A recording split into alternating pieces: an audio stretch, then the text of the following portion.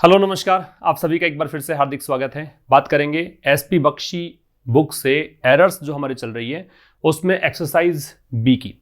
पिछले जो सेशन हुआ था उसमें 25 क्वेश्चंस हमने एक्सरसाइज ए से डिस्कस किए थे। आज की क्लास में नेक्स्ट एक्सरसाइज है 25 क्वेश्चंस और हम डिस्कस करेंगे। तो ये एक सीरीज हमने चलाई है, प्लेलिस्ट इसकी बनी हुई है एसपी बख्शी ग्रामर के नाम से।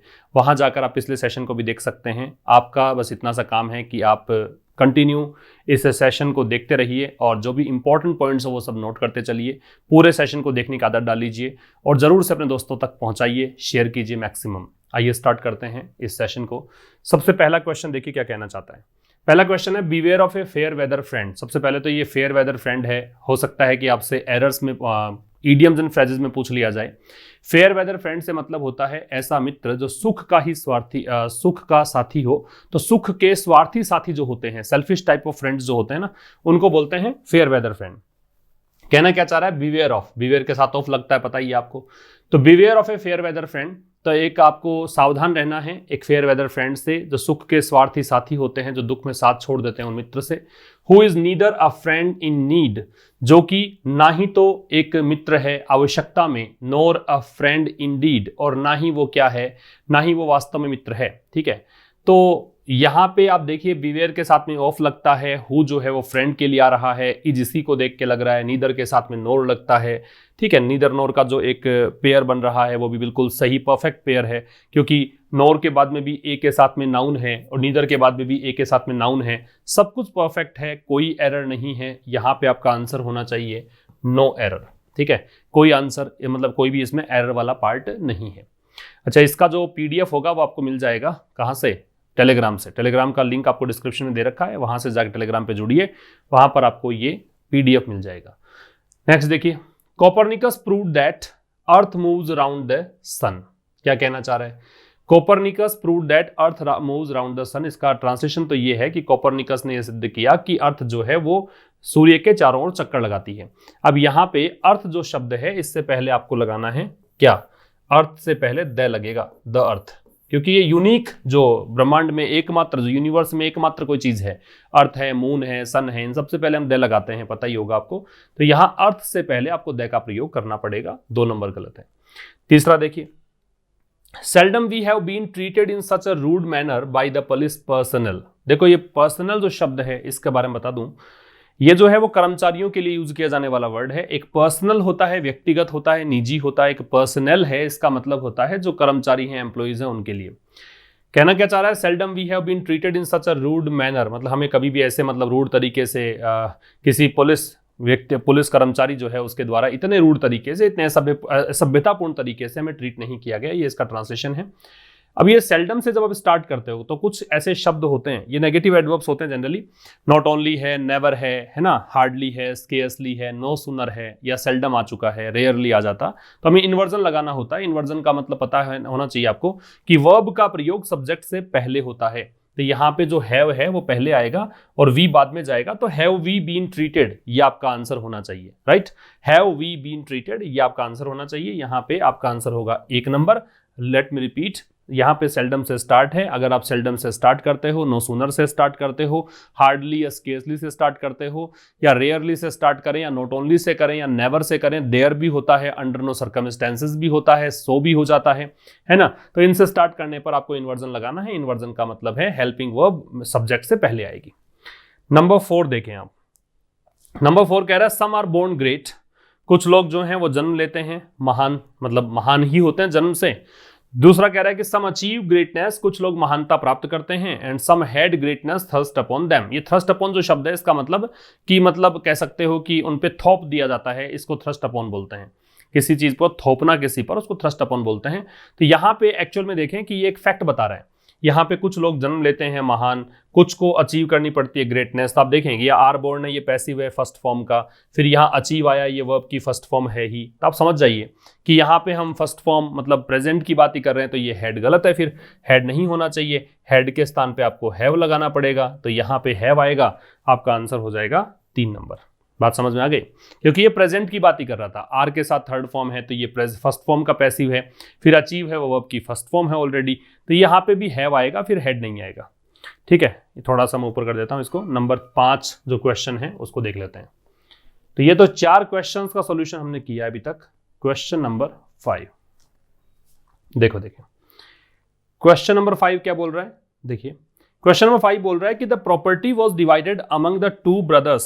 जो प्रॉपर्टी है उसको डिवाइड की गई कितनों में, 2 ब्रदर्स में। 2 की बात कर रहे हो तो फिर अमंग कैसे लग सकता है, अमंग तो 2 से अधिक के लिए आता है, सुना होगा आपने, बहुत सिंपल सी बात इसने पूछी यहाँ पे। तो यहाँ बिटवीन आएगा, है ना। बात जब 2 की करते हो, 2 के बीच की करते हो तो बिटवीन का प्रयोग करते हैं, 2 से अधिक की बात करते हो तो अमंग लगाते हैं। तो बहुत ही सिंपल सी चीज थी। तो ये प्रश्न नंबर 5 का आंसर हो गया। नंबर 6 की बात करेंगे। देखो नंबर 6 क्या कहना चाहता है। Number 6, I am quite certain that the lady is not only greedy but miserly. Miserly का मतलब कंजूस होता है। ठीक है, माइजरली का जो सिनोनिम बता सकते हैं, देखो यहाँ पे पार्सिमोनियस, इसका एक सिनोनिम हो जाएगा पार्सिमोनियस। आप इसका सिनोनिम स्टिंजी कर सकते हैं। एक इसका सिनोनिम आप टाइट वेड कर सकते हैं, टाइट वेड। ठीक है, एक इसका आप कह सकते हो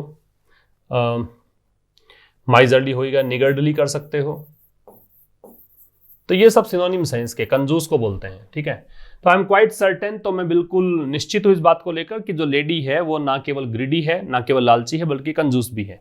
आपको पता होना चाहिए कि नॉट ओनली का पेयर जो है वो क्या होता है, नॉट ओनली के साथ में बट ऑल्सो लगता है। तो यहाँ देखो बट तो दे दिया, ऑल्सो नहीं लगाया, ऑल्सो लगाएंगे तो ठीक होगा।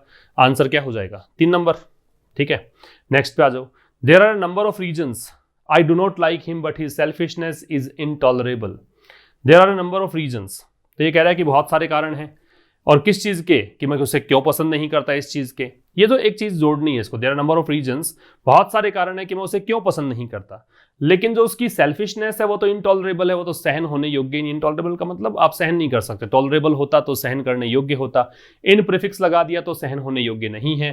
तो ये there are number of reasons why I do not like him. तो ये देखो वाई आना चाहिए, तो वाई आप एक नंबर जोड़े, दूसरे में जोड़ दीजिए, रीजन्स के बाद यहां पे कनेक्ट होगा, तो वाई आई डोंट लाइक।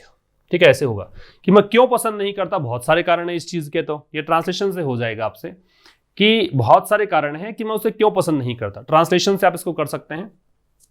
ठीक है, तो लेकिन उसकी जो सेल्फिशनेस है वो तो इनटॉलरेबल है। Next, I have read an interesting book yesterday. देखो यस्टरडे आ गया, पास्ट की बात कर रहा है डेफिनेटली। यस्टरडे आ गया, it means we are talking about past. और पास्ट की अगर बात करते हो तो पता होना चाहिए आपको कि सेकंड फॉर्म लगती है यस्टरडे होने पर, चाहे यस्टरडे हो या एगो हो या लास्ट के साथ में कोई टाइम डिनोटिंग वर्ड हो या प्रीवियस के साथ में कोई टाइम डिनोटिंग वर्ड हो, इन सब में सेकंड फॉर्म लगाते हैं। तो ये हैव गलत हो गया ना, यहाँ पे हैव को हटा दो, तो ये रीड, रेड सेकंड और थर्ड फॉर्म सेम होती है। I read an interesting book yesterday, ये हो जाएगा आपका आंसर, हो जाएगा 1 नंबर। ठीक है, वैसे तो आंसर्स एसपी बख्शी बुक में भी दे ही रखे हैं आपको, लेकिन क्या कारण है, क्यों ऐसा हुआ, वो सब चर्चाएं आप यहाँ पे कर रहे हैं। इस सेशन के थ्रू आप सीखेंगे कि क्यों वहां पे एरर्स हैं। नेक्स्ट देखिए, he can not be trusted, passive है, बी के साथ थर्ड फॉर्म, उस पर विश्वास नहीं किया जा सकता। विद इंपॉर्टेंट सीक्रेट इंफॉर्मेशंस, देखो इंफॉर्मेशंस तो हो ही नहीं सकता। ये कुछ ऐसे शब्द होते हैं जिनके साथ में एस और यस जोड़ ही नहीं सकते। इंफॉर्मेशन होता है, मशीनरी होता है, लगेज होता है, बैगेज होता है ना, लगेज बैगेज, ब्रेड और कन्फेक्शनरी और फर्नीचर या ज्वेलरी, ये चौक है, डर्ट है, डस्ट है, गार्बेज है, ब्रेकेज है, वेस्टेज है, ये सारे शब्द हैं जो प्लूरल में यूज नहीं किए जा सकते। इंफॉर्मेशन ही होगा। एक ऐसा ही एडवाइस भी एक शब्द होता है, वो भी ध्यान रखेंगे, एडवाइसेस नहीं होता है, तो यहां पे गलती हो जाएगी, 2 नंबर, इंफॉर्मेशन करेंगे आप। ठीक है, नेक्स्ट पे देखिए, is there for the reasons, ये फॉर द रीजन्स नहीं है, प्रिंटिंग मिस्टेक हो गया शायद। इज देयर फर्दर रीजन्स, ऐसे करो, फर्दर, है ना। इज देयर फर्दर रीजन्स, आप देखो रीजन्स दे रखा है, प्लूरल है, तो सब्जेक्ट जब प्लूरल है तो फिर इज कैसे आएगा, आर आएगा, राइट। तो आर लगना चाहिए। आर देयर फर्दर रीजन्स की क्या आगे और कोई भी कारण है, तो रीजन्स प्लूरल था, इस कारण से यहाँ पे इज नहीं आ सकता, आर आएगा। नेक्स्ट पे आ जाए, number 11, during the final minutes of the speech, तो जो अंतिम क्षण चल रहे थे स्पीच के, उसके दौरान the speaker requested to the audience to have patience, तो स्पीकर ने रिक्वेस्ट की ऑडियंस से कि धैर्य रखें। रिक्वेस्टेड के साथ में आपको टू लगाने की जरूरत नहीं है, सीधा रिक्वेस्ट अपने बाद में ऑब्जेक्ट लेगा। ठीक है ना, क्योंकि रिक्वेस्ट है वो क्या है, रिक्वेस्ट किससे की गई, ऑडियंस से। ये ट्रांजिटिव वर्ब है, ये इसका ऑब्जेक्ट दे रखा है आपको, तो जब इसका ऑब्जेक्ट है तो फिर इसका ऑब्जेक्ट कहाँ गया, क्योंकि प्रेपोजिशन तो अपना ऑब्जेक्ट लेता है, इसका ऑब्जेक्ट है नहीं, तो इसलिए टू को ड्रॉप किया जाए, 2 नंबर आपका आंसर हो जाएगा। बहुत सीधा सा कॉन्सेप्ट है ये प्रेपोजिशन का, कि अगर कोई ट्रांजिटिव वर्ब दे रखी हो, ऐसी कोई क्रिया जिसके बाद में ऑब्जेक्ट होता है, आर कॉल्ड ट्रांजिटिव वर्ब्स, ठीक है। अगर उनके बाद में आपको ऑब्जेक्ट दे रखा है तो आपको फिर प्रेपोजिशन का ऑब्जेक्ट भी सर्च करना पड़ेगा, अगर वो नहीं मिलता तो गलत कर दीजिए, ड्रॉप कर दीजिए प्रेपोजिशन को। 2 नंबर आंसर आ गया। नंबर 12 देखो, his running temperature since last Friday. बहुत सीधी सी बात बता रहा हूँ, बहुत इंपॉर्टेंट बात बता रहा हूँ, नोट कर लेना इस बात को, कि फॉर या सिंस के साथ जब टाइम लगा देते हो आप, ये पिछले सेशन में भी हमने डिस्कस किया था, बहुत इंपॉर्टेंट चीज है। फॉर या सिंस के साथ जब टाइम आप लगा देते हो तो वहां पे परफेक्टिव एस्पेक्ट लगता है ना। परफेक्टिव एस्पेक्ट का मतलब या तो परफेक्ट लग जाएगा, प्रेजेंट का, पास्ट का या फ्यूचर का, या परफेक्ट कंटिन्यूअस लग जाएगा। जनरली कंटिन्यूअस लगाते हैं, कई बार ऐसी क्रियाएं नहीं मिलती हैं आपको जिसके साथ आईएनजी लगा दो, तो फिर परफेक्टिव एस्पेक्ट से काम चलाएंगे, है ना। तो यहाँ पे ही इज रनिंग टेम्परेचर की जगह he has been running temperature ऐसा होना चाहिए। He has been running temperature मतलब उसको बुखार है पिछले फ्राइडे से, एंड डॉक्टर्स सस्पेक्ट, डॉक्टर्स को ऐसा शक है that he is down with typhoid, कि उसको टाइफाइड है, ठीक है। Travel agents around the world have come to rely on, rely के साथ ऑन लगेगा, ध्यान रखें। रिलाई ऑन का मतलब डिपेंड ऑन होता है, इसी के जगह पे अगर आप डिपेंड ऑन लिखते तो भी ठीक ही होता, दोनों का मतलब निर्भर होना है। हिंज ऑन लिखते तो भी ठीक होता, रेस्ट ऑन लिखते तो भी ठीक होता, ये सब के सब सिनोनिम्स होते हैं।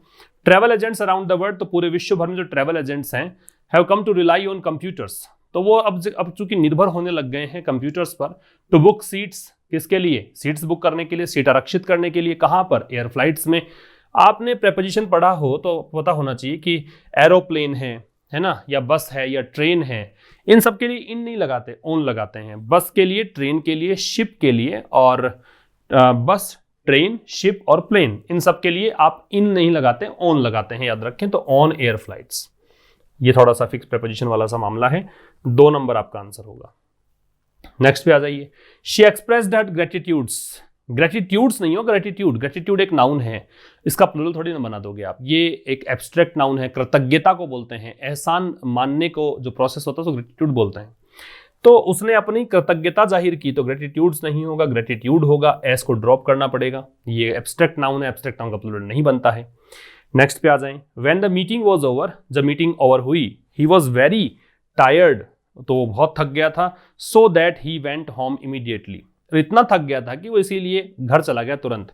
ये जो सो दैट लगाते हो आप, सो दैट का मतलब होता है ताकि, है ना, प्रोवाइडेड दैट, ताकि एक शर्त बताता है, कंडीशन बताता है। जैसे मान लो आई वॉज टायर्ड, आप सो दैट यहाँ नहीं जोड़ सकते, आप यहाँ जोड़ सकते हो कि he worked hard so that he might get the job, उसने मेहनत करी ताकि वो जॉब प्राप्त कर सके, ठीक है। He worked hard so that he might score high in the exam, तो वहां पे आप सो दैट लगा सकते हो, वो ताकि के अर्थ में आता है। अदरवाइज अगर आप रिजल्ट बता रहे हो, इलेटिव कंजंक्शन चाहिए है, आप परिणाम बता रहे हो यहाँ पे कि जब मीटिंग ओवर हुई तो बहुत थक गया था इसीलिए वो घर चला गया तुरंत, तो यहाँ पे सो की आवश्यकता है, दैट को ड्रॉप करेंगे, आपका आंसर है वो 3 नंबर होगा। नेक्स्ट पे आ जाए, नंबर 16 देखो क्या कहना चाहता है। नंबर 16 है, modern man must pull himself off together and act, वो एक्ट अभी ACT है, लास्ट में आपको T नजर नहीं आ रहा होगा ना, ACT है, तो ये पुल हिमसेल्फ टुगेदर, ये एक फ्रेज है, pull himself together, pull one self together, इसका मतलब होता है अपने आप को काम डाउन करना, अपने आप को कंपोज रखना, शांत रखना। आप बहुत ही गुस्से में हो, बहुत ही एजिटेटेड हो, बहुत ही आप फ्यूरेटेड हो, गुस्से में हो, क्रोध में हो, है ना, टेम्पर आपका, आप टेम्पर शॉर्ट टेम्पर्ड हो रखे हो, तो ऐसे कंडीशन में अगर आप पुल वन सेल्फ टुगेदर का प्रयोग करते हैं, इसका मतलब है कि कंपोज करना, रिकवर करना अपनी काम कंडीशन को, तो ये 1 नंबर आंसर आएगा। पुल वन सेल्फ टुगेदर ये एक फ्रेज है, pull one self off together phrase नहीं है, ठीक है।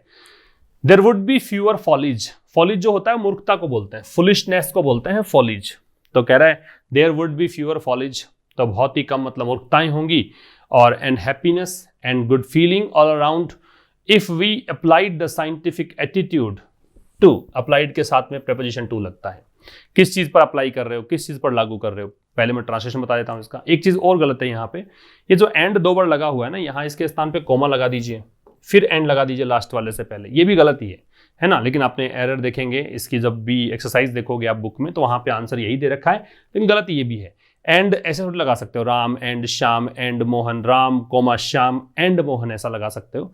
तो जब 2-3 चीजें सीरीज में हैं तो पहले के बाद कॉमा लगा दें, दूसरे को कनेक्ट कर दें, तीसरे को जोड़ने से पहले एंड लगा दीजिए, लास्ट में जोड़ेंगे ना उससे पहले एंड लगता है। तो there would be fewer follies, तो बहुत ही कम मतलब फॉलेज होंगी।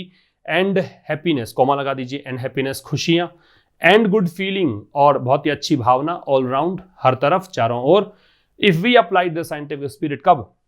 जब हमने साइंटिफिक एटीट्यूड को अप्लाई किया हमारे सभी आवर अफेयर्स मतलब हमारे सभी मामलों के अंदर, तब। अगर हम मतलब ऐसा अप्लाई करते, ये कंडीशनल सेंटेंस है, इफ के साथ में यहाँ पे सेकंड फॉर्म दे रखी है, तो यहाँ पे वुड के साथ V0 दे रखा है। Second conditional sentence, imaginary part, hypothetical condition, कि यदि हमने अप्लाई किया होता साइंटिफिक स्पिरिट को हमारे सभी मामलों में तो मूर्खताएं तो कम होती, खुशी होती और अच्छी फीलिंग होती।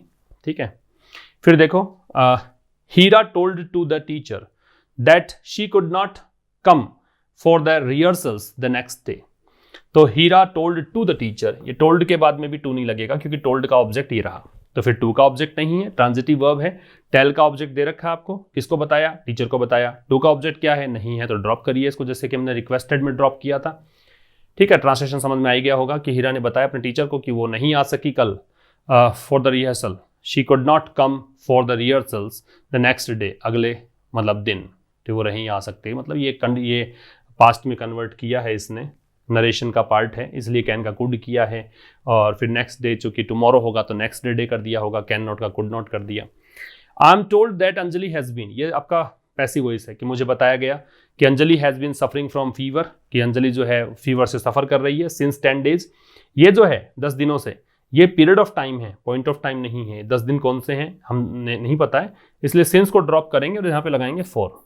ठीक है, पॉइंट ऑफ टाइम के लिए फॉर लगाते हैं, पीरियड ऑफ टाइम के लिए पॉइंट ऑफ सिंस लगाते हैं, पीरियड ऑफ टाइम के लिए फॉर लगाते हैं। नेक्स्ट देखो, थोड़ा सा इसको ऊपर करना पड़ेगा, क्वेश्चन नंबर 20।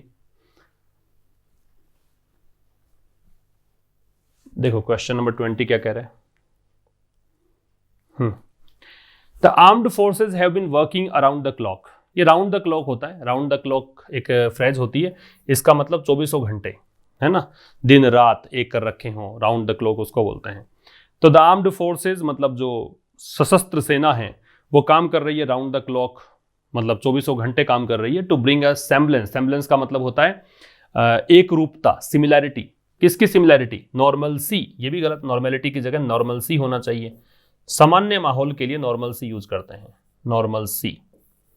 ठीक है, ये वहां पे आप गलत मान लो, नॉर्मल सी होता है सामान्य माहौल, कि सामान्य चीजें हो जाएं, बहाल हो जाएं in the flood affected areas, जो बाढ़ ग्रस्त क्षेत्र हैं, बाढ़ प्रभावित क्षेत्र हैं वहां पे। नेक्स्ट देखिए, just when Alfred Nobel's discoveries were beginning to bring him rewards, तो ठीक तभी जब अल्फ्रेड नोबल की जो भी खोज थी, डिस्कवरीज थी, वो स्टार्ट हो गई थी, शुरू हो गई थी, उसको रिवॉर्ड देना, मतलब उसको पुरस्कार मिलने लग गया, शाबाशी मिलने लग गई थी जो डिस्कवरीज उसने की थी उसके लिए, which were to make him one of the richest man. देखो वन ऑफ वाले केस में प्लूरल नाउन लगाते हैं तो MEN लगेगा। ठीक है, और ये जो विच है ये रिवॉर्ड्स के लिए है, तो रिवॉर्ड्स जो हैं उसने उन्हें बना दिया उन सबसे धनवान लोगों में से एक, उसके मतलब जो भी उसका समय था, उस समय काल में जब अल्फ्रेड नोबल थे उस समय उनको सबसे धनवान लोगों में से एक बना दिया। An anti Nobel campaign was started in France, तभी एक एंटी नोबल कैंपेन स्टार्ट हुआ फ्रांस में। ठीक है, MEN आएगा क्योंकि वन ऑफ द दे रखा है इसलिए। This is the second communication we have sent, तो ये दूसरा कम्युनिकेशन है जो हमने भेजा है। And we are much surprised, और हम बहुत सरप्राइज्ड हैं, किस बात पर? एट रिसीविंग नो आंसर, कोई एरर नहीं है, सरप्राइज में एट लगेगा, ध्यान रखें। ठीक है, एजेंट अगर सरप्राइज करने वाला व्यक्ति होता तो बाई लगाते, अदरवाइज हम एट लगाएंगे, बिल्कुल परफेक्ट है। Several guest notice mister Sharma, अनेकों गेस्ट थे, सेवरल के साथ में नाउन प्लूरल लगती है, याद रखें। अनेकों गेस्ट ने नोटिस किया मिस्टर शर्मा को, falling back in a chair, कि वो गिर गए अपनी चेयर में, एंड गैस्पिंग फॉर ब्रेथ, और हांफते हुए देखा, गिरते हुए देखा और हांफते हुए देखा। गैस्प का मतलब होता है सांस उनको नहीं आ रहा था ठीक से, सांस लेने के लिए हांफते हुए देखा। यहाँ कोई एरर नहीं है, यहाँ भी नो एरर होगा। नेक्स्ट देखिए, long life is good if one be happy, if one is happy, be का सही रूप नहीं है यहाँ पे, वन इज हैप्पी। ठीक है, लॉन्ग लाइफ इज गुड, लंबा जीवन अच्छा है अगर कोई व्यक्ति खुश है, एंड एज फ्रेंड्स और उसके दोस्त हैं तो one is happy, be happy से क्या अर्थ निकालेंगे आप? ठीक है, बी का सही form is happy, one is happy यदि कोई खुश है तो। His assistants have and are still doing, यहाँ पे थोड़ा समझने की बात है। देखो दो हेल्पिंग वर्ब्स है, एक हैव है और एक आर है। इन दोनों की पूर्ति करनी पड़ेगी। हैव के साथ थर्ड फॉर्म लगाते हैं, पता है आपको, आर के साथ आईएनजी, तो आपने देखा कि आर के साथ तो आईएनजी यहाँ पे है, लेकिन हैव के साथ थर्ड फॉर्म नहीं है, तो यहाँ हैव डन भी लगाइए। अब आप पूछें कि गलत कौन सा करें, तो चूंकि हैव के साथ जोड़ना है तो पार्ट 1 में ही एरर मानिए, तो हैव डन, क्योंकि डू की फॉर्म लगानी है। तो हिज असिस्टेंट्स हैव डन, उसके जो सहयोगी हैं उन्होंने कर भी लिया है और कर भी रहे हैं एक्सीलेंट वर्क, किसके लिए, संगठन के लिए, ऑर्गेनाइजेशन के लिए। तो ये था दोस्तों अपना 25 questions, exercise B, common error की एक्सरसाइज बी। अब एक्सरसाइज सी में हम और बात करेंगे 25 क्वेश्चंस की। ये सीरीज ऐसे ही कंप्लीट हो गई, और अगर आपका साथ रहा, आप लोगों ने बहुत ही अच्छे से कॉन्फिडेंस दिखाया और आप जुड़े रहे, तो निश्चित रूप से मैं आपको वो कैब भी इसके अंदर एसपी बख्शी की करवा दूंगा। ठीक है, तो मिलते हैं नेक्स्ट सेशन में, तब तक के लिए नमस्कार, थैंक यू वेरी मच।